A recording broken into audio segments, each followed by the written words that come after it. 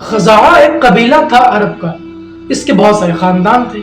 ایک اس کا خاندان تھا جسے بنو المستلق کہتے ہیں۔ اس کا رئیس تھا، اس کا نام تھا حارث بن ابی زرار۔ اس نے کہا کہ جو قریش کے لوگ ہیں یہ بیچارے احد میں اور بدر میں ذلیل ہو چکے ہیں، ہار چکے ہیں مسلمانوں سے، تو کیوں نہ میں کوشش کر کے دیکھوں۔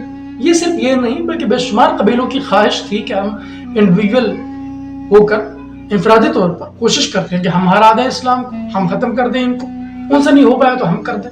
تو یہ سب کی خواہش تھی، تو اس نے بھی خواہش ظاہر کی اور مدینہ پر حملے کی تیاریاں شروع کر دی۔ نبی اکرم صلی اللہ علیہ وسلم کو اس بات کا جب علم ہوا تو آپ نے ایک صحابی کو بھیجا کہ جا کر دیکھ کے آؤ کہ واقعتاً تیاری کر رہے ہیں کہ خبر جھوٹی ہے۔ وہ صحابی گئے، انہوں نے جا کر دیکھا کہ تیاریاں تو ہو رہی ہیں۔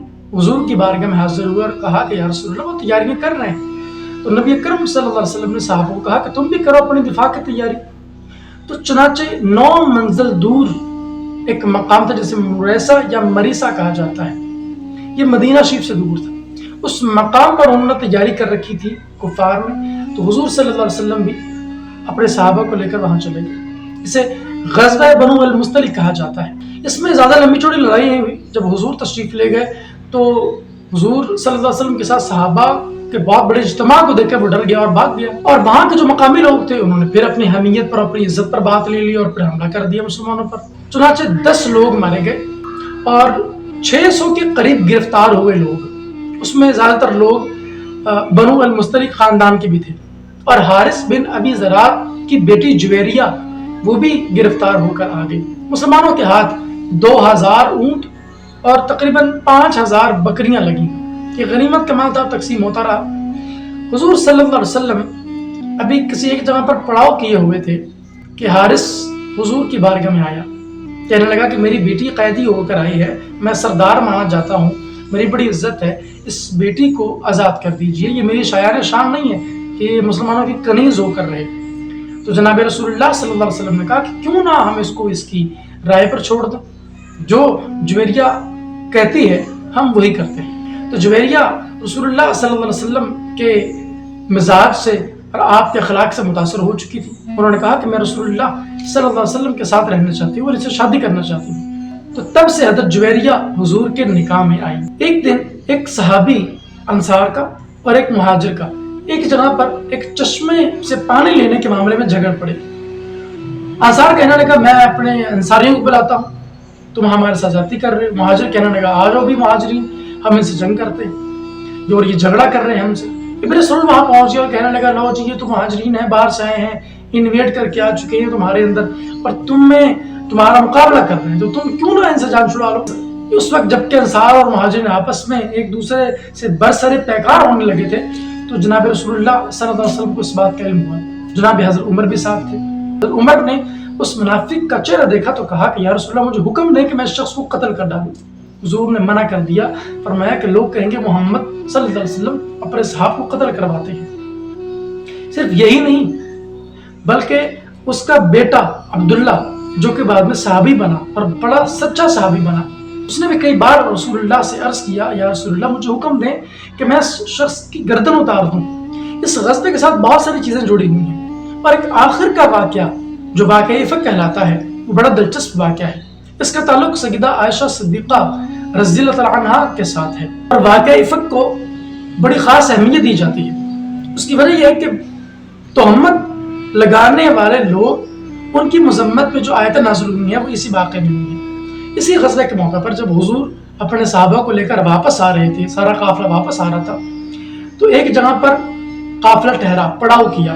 حضور صلی اللہ علیہ وسلم کی عادت یہ تھی کہ آپ قرآن نازل فرماتے تھے اپنی ازواج کے درمیان، اور جس کا نام نکل آتا اس کو اپنے ساتھ سفر پر لے جایا کرتے تھے۔ اسی طرح حضرت عائشہ کا نام بھی نکلا ہوا تھا، تو حضور نے ان کو اپنے ساتھ لے لیا، وہ بھی آپ کے ساتھ گئی ہوئی تھی۔ رستے میں ایک جگہ پر پڑاؤ کیا گیا تو حضرت عائشہ صدیقہ رضی اللہ عنہا رفع حاجت کے لیے کہیں دور نکل گئی۔ اس قافلے سے الگ ہودج اٹھانے والوں نے اونٹ کے اوپر ڈولی رکھی اور چل پڑے۔ انہوں نے سمجھا کہ حضرت عائشہ اس میں موجود ہیں، جبکہ حضرت عائشہ اس میں موجود نہیں تھی، اور جیسے ہی وہ واپس آتی ہیں تو دیکھتی ہیں کہ ان کا ہار گلے میں نہیں ہے۔ وہ اپنا ہار تلاش کرنے میں مصروف ہو جاتی ہیں تو قافلہ کہیں کا کہیں نکل جاتا ہے۔ جیسے ہی وہ اپنے مقام پر پہنچتی ہیں جہاں پر قافلہ رکا ہوا تھا، دیکھتی کہ کوئی بھی نہیں موجود۔ اس انتظار میں آپ وہاں سو جاتی ہیں۔ حضرت صفوان بن معطل ایک صحابی ہیں، وہ چلے آ رہے ہوتے ہیں یہ گمان کرتے ہوئے کہ کوئی چیز اگر گر گئی ہے راستے میں کسی قافلے والے کی تو اٹھا کر میں لے جاؤں گا۔ یہ بالکل پیچھے آ رہے ہوتے ہیں، جب یہ دیکھتے کہ ایک شخص اسی جگہ پر لیٹا ہوا ہے اور انہوں نے پردے کی آیات نازل ہونے سے پہلے حضرت عائشہ کو دیکھ رکھا تھا، تو انہوں نے حضرت عائشہ صدیقہ رضی اللہ عنہ کو پہچان لیا۔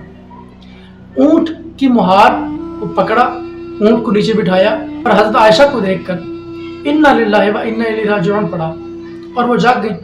انہوں نے دیکھا کہ وہ اکیلی ہیں، ارد گرد کوئی نہیں ہے، صفوان بن معطل کھڑے ہیں، اونٹ نیچے بیٹھا ہوا ہے۔ وہ آئیں بیٹھ گئیں اور حضرت صفوان نے اونٹ کی مہار پکڑی اور آپ چل دیے۔ حضرت عائشہ اس کے اوپر بیٹھی ہوئی ہیں اور وہ نیچے اس کو لے کر چل رہے ہیں۔ نبی اکرم صلی اللہ علیہ وسلم کی بارگاہ میں جب یہ دونوں پہنچتے ہیں تو ابن سلول اس واقعے کو ہوا دیتا ہے۔ وہ کہتا ہے کہ معاذ اللہ ثم معاذ اللہ کہ حضرت عائشہ صدیقہ رضی اللہ عنہ آپ کے معاملات صفوان بن معطل کے ساتھ ہیں۔ اس بات کو اتنی ہوا ملتی ہے اور جا بجا لوگ گلیوں میں، چوراہوں میں، چوکوں میں کھڑے ہو کر یہ بات کرنا شروع کر دیتے ہیں، حتیٰ کہ بہت سارے مسلمان بھی اس تہمت میں مبتلا ہو جاتے ہیں اور تہمت لگا دیتے ہیں باقاعدہ۔ حضرت حسان بن ثابت، حضرت مستہ بن اساسہ اور حضرت زینب کی بہن حمنہ وہ بھی اس میں شامل ہوتی ہیں۔ تقریباً 1 مہینے تک حضرت عائشہ بیمار بھی نہیں اور ان کو اس بات کا علم بھی نہیں تھا کہ یہ کیا ماجرا ہوا۔ ایک دن ام مستہ کے ساتھ رفع حاجت کے لیے باہر جاتی ہیں تو حضرت ام مستہ ان کو بتاتی ہیں کہ یہ معاملہ ہوا، تو تمہیں ہو سکتا ہے 1 مہینے تک پتہ بھی نہ چلا ہو۔ حضرت عائشہ کو اس بات کا پورا علم ہو گیا، وہ کہنے لگی تبھی حضور صلی اللہ علیہ وسلم مجھ سے اتنے خفا ہیں، اور حضرت عائشہ بہت روئیں، بہت عرصے تک روتی رہیں، اور نبی اکرم صلی اللہ علیہ وسلم ان کے پاس آتے، ان کا حال چال پوچھتے اور چلے جاتے۔ آپ نے بے شمار صحابہ سے دریافت کیا کہ میری بیوی کے بارے میں تمہارا کیا خیال ہے؟ سبھی صحابہ نے کہا یا رسول اللہ وہ ایک نیک سیرت عورت ہے۔ خواتین سے پوچھا، انہوں نے بھی یہی کہا۔ چنانچہ ایک دن حضرت ابوبکر صدیق بھی موجود تھے، ان کی زوجہ بھی، ایک انصاریہ خاتون بھی اور حضرت عائشہ بھی۔ حضور حضرت عائشہ کے پاس آتے ہیں اور ان سے آ کے پوچھتے ہیں کہ تم اگر کسی معاملے میں انڈلجڈ ہو تو اللہ سے توبہ کر لو۔ حضرت عائشہ اپنے بارے میں وضاحت دیتی ہیں کہ میں کسی معاملے میں انڈلجڈ نہیں ہوں۔ تو اچانک نبی اکرم صلی اللہ علیہ وسلم پر وحی نازل ہوتی ہے۔ حضور حضرت عائشہ کو کہتے ہیں کہ تمہیں مبارک ہو، اللہ نے تمہاری برات کا اعلان کیا ہے اور 10 آیتیں نازل کی ہیں۔ حضور نے 10 آیتیں وہ پڑھ کے سنائیں سورہ نور کی 11 سے لے کر 20 تک۔ ان آیتوں میں بڑی وضاحت کے ساتھ اس واقعے کی طرف اشارہ کیا گیا اور بتایا گیا کہ بالکل پاک دامن عورت ہیں حضرت عائشہ۔ لیکن یہاں پر ایک بات یاد رکھیے گا کہ بہت سے علماء کرام یہ بھی کہتے ہیں کہ یہ واقعہ جو افق کا ہے یہ حضرت ماریہ قبطیہ کے ساتھ منسوب ہے، حضرت عائشہ کے ساتھ منسوب نہیں ہے۔ تو 2 طرح کی رائے موجود ہیں، لیکن جو بخاری شریف میں موجود ہے روایت وہ حضرت عائشہ رضی اللہ عنہ کے حوالے سے ہے اور انہیں سے روایت کردہ یہ حدیث ہے، جس سے واقعہ افق کی پوری داستان ہمیں سمجھ آتی ہے۔ تو یہ 5 ہجری کا واقعہ ہے اور جو غزوہ بنو مستلق تھا اس سے واپسی پر آتے ہوئے یہ معاملہ پیش ہے۔ 3-4 بڑے واقعات پیش آئے جس کا ہم نے تذکرہ آپ کے سامنے کر دیا۔ جن لوگوں نے حضرت عائشہ پر تہمت لگائی تھی ان کو 80 کوڑے مارے گئے، یعنی حد قذف ان کو لگائی گئی۔ اس سارے واقعے سے ہمیں یہ بھی سیکھنے کو ملتا ہے کہ خبر پر فوراً یقین نہیں کر لینا چاہیے جب تک پوری طرح اس کی تصدیق نہ ہو جائے اور آپ تک سچائی نہ پہنچ جائے۔ یعنی ہر چیز پر خواہ ایمان نہیں لے آنا چاہیے، واقعے کی تصدیق کرنی چاہیے، اپنی ساری سمجھ بوجھ، اپنی عقل، اپنا فہم خرچ کر کے اس واقعے کی تحقیق کرنی چاہیے کہ اس کے پیچھے کیا چیز موجود ہے۔ مجھے امید ہے آپ کو ویڈیو اچھا لگا ہوگا۔ آپ کس کے بارے میں کیا رائے ہے مجھے کمنٹ سیکشن میں ضرور بتائیے گا۔ اب میں ملوں گا آپ سے ایک نئی ویڈیو میں، تب تک کے لیے اللہ حافظ۔